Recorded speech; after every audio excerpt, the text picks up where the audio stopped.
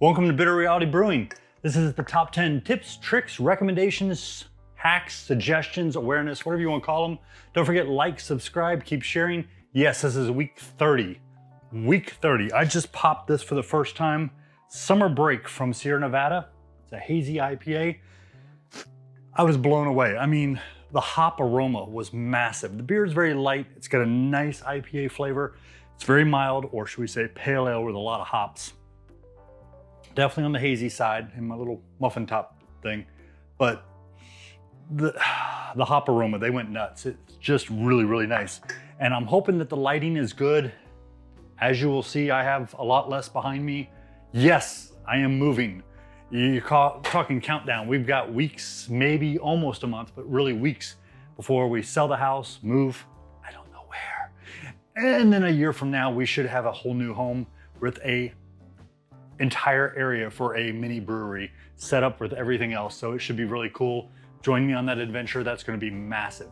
Let's get right into that top 10. Don't want to leave you hanging. Number 1, if you have a mash paddle, it makes a great back scratcher. No, I'm just kidding. I just had to throw that in there because yeah, it really does. Actually, I was itching earlier and I was like, ah. But let's get into number 1. Number 1, chill your wort fast for too many reasons. I know I've told you to chill your wort fast before, but I'm gonna give you the first one, which you've probably heard, and then I'm gonna give you a second one you just don't think about. Is basically, when you're chilling the wort quickly, it's going to help the proteins coagulate, which helps them fall out of suspension, which gives you a clearer beer if that's what you're going for. But the big one that a lot of people don't think about, and this is with IPAs, double IPAs, or anything with a good hop aroma, is that the faster you chill it and get it into the fermenter, the less hop aroma and flavors you're gonna lose from that warmer. You know, it's just like CO2 washing. You don't want all that to disperse with that of the steam. So that's number 1. Number 2, not sure your chiller is clean enough? Yeah, you know me, I got 2 of these Jaded Brewing Scyllas. I love these things. They are awesome. Well, very simple. I always clean mine right after, but if I forget or I don't feel it's clean enough because it's been sitting around a little bit and I star sand it, which I did one time and you saw that, I had tons of foam. Drop this bad boy into your wort at the last 10 to 15 minutes while it's boiling. It may take a little longer to chill back down, but you know it's gonna be sterile. If you have a plate chiller or you have a counterflow, just pump the wort right back into your beer and just do it for 10, 15 minutes, just so you know it's super clean. It's one of my big concerns with counterflows is that I don't know if it's clean enough inside and I don't wanna deal with that and I'm concerned, it's just me. So. Number 3, cheap fruit or free fruit for brewing. I know some of you may have never even thought about this, but if you go to a farmer's market or a small fruit stand, they usually have lots of bruised, damaged fruit, stuff they've dropped, things that are just no one's gonna buy. Bottom line, no one is gonna buy it.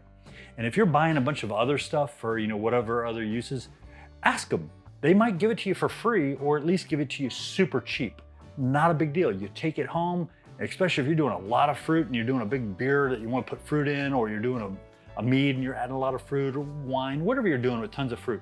Just take it, chop it up, cook it down a little bit, make sure that it's nice and clean, pasteurize it, whatever you want to do to make sure that it's clean and that you're getting all that fruit. But you could get it for free or super, super cheap. Just something to be aware of. Number 4, consider Peptic Enzyme. If you're adding fruit to a beer and you want that beer to be very clear, but you want that fruit to come out, the Peptic Enzyme will help with the haze. Now, if you're doing a darker beer or a hazy, who cares? Let it go. It's all good.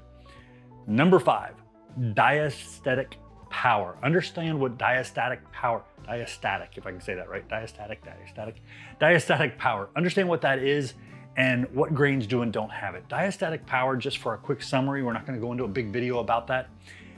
It's the ability for that grain and what it contains in enzymes that help to convert the carbohydrates to sugars that are either fermentable, sadly some are not fermentable, but those diastatic power is rated based on the malts so that you can break it down. That's something in beer brewing a lot of people take for granted or don't follow. If you're doing whiskeys or any kind of high alcohol, distilling, should we say? Yeah, diastatic power is huge. You have to watch that. You need to be very aware of that. Number 6, Keeping with the diastatic power for at least the next two. Number 6, know your base malts. Base malts, pale ale, pale malt, two-row, Pilsner, Maris Otter, Vienna, Munich. Wheat's huge. Rye, yes, they all qualify. And a lot of those have huge diastatic power, which is going to help really give you some original, very high original gravities and help you get where you want on your ABV. Keep in mind though, if you're going nuts like 100% on wheat or rye, yeah, you're in for a challenge. That's gonna be fun. Enjoy. I would love to try 100% rye someday, but I'm not quite ready to do that one yet. So something to be aware of. Number 7, which is the second of the malt ones. Number 7, know your specialty malts. This is a bit harder as there's new ones coming out all the time, but crystals, caramels, which are the same thing, chocolates, roasted, carapils, honey, aromatic, acid malt. Some of them actually have low diastatic power. Most of them have none, 0, zip. So you're not going to get anything from those specialty malts or some of those specialty malts to convert to sugars without the base malts.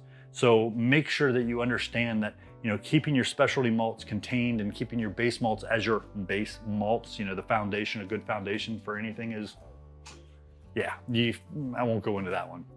Number 8, when choosing a coffee to add to beer, I am very guilty of this one. I went straight to the dark stuff. I like the dark roasted, super dark coffees. Actually, consider a low, light, or medium roast, you know, something very lightly roasted. You're gonna get a much smoother coffee flavor, and you're not gonna get a lot of that extra bitterness or tannins that you would get with a much harsher or much darker roasted coffee. It's something I just never even realized, and I've done it before, and I've used a medium, and it was amazingly smooth, and I've done something with a very, very heavily roasted one, and it was nasty. So keep that in mind. The lighter to medium roasted are gonna give you a much better taste. Number 9, base malt storage. Yes, I'm gonna jump right through this. Base malt storage. And I wanna think it's called Vittles, Vaults, something like that. That's what this is. And this is the 40-pound one. I always thought it was 50, but it's a 40-pound one. I have 4 of these. They make a 60-pound one, and right now I'm looking out there and the prices are about the same, but this one goes on sale a lot and it's pretty cheap when it's on sale. Get it off Amazon all day long. Yes, I know your base malts are coming in 50 to 55-pound bags, but what I do is I leave mine in the bag until I get ready to use it, and I buy it just before I know I'm gonna be needing it. I pull 10, 12, 15 pounds, whatever I need for my base, whatever I'm brewing, and I dump the rest into one as it's empty, and I'm good to go until I go through that base malt and I go again. Now, if you're not like that, you wanna just dump it in when you're really low, then get the 60-pound one. But this thing is awesome. I've had these things since 2017. I have 4 of them. They have little rubber seals. They screw on. They're great. You put a little label on the front. I got my Pilsner, my Golden Promise, my Maris Otter, and my Pale Malt 2-row. Those are my base malts. I keep them in that. I love it. Someone recently had pointed out, they looked at some of my earlier videos and they saw my later videos and said, hey, you changed your containers. Why did you do that? Well, the containers I had before were very inexpensive. Got them from the dollar store, a pair, 50 cents a piece basically. And some of them didn't feel like they sealed as well as I felt they should.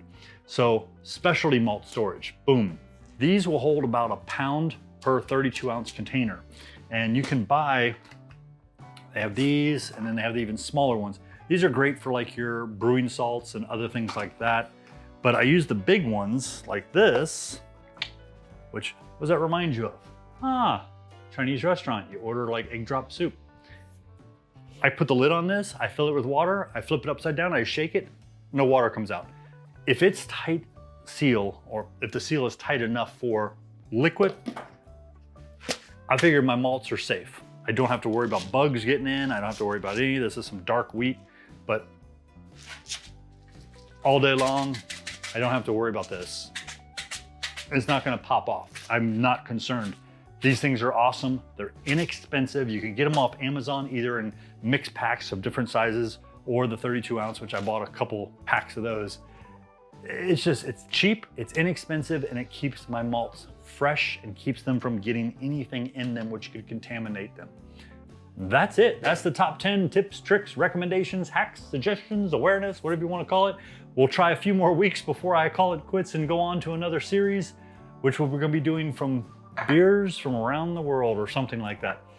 And if you haven't tried the Sierra Nevada and you need something that's light but hoppy, I'm telling you, I could just sniff it all day long. The aromas are nice. The beer's good, but the aromas are amazing. Thank you again for joining us here at Bitter Reality Brewing. Don't forget, like, subscribe, keep sharing. Definitely appreciate it. Thank you very much.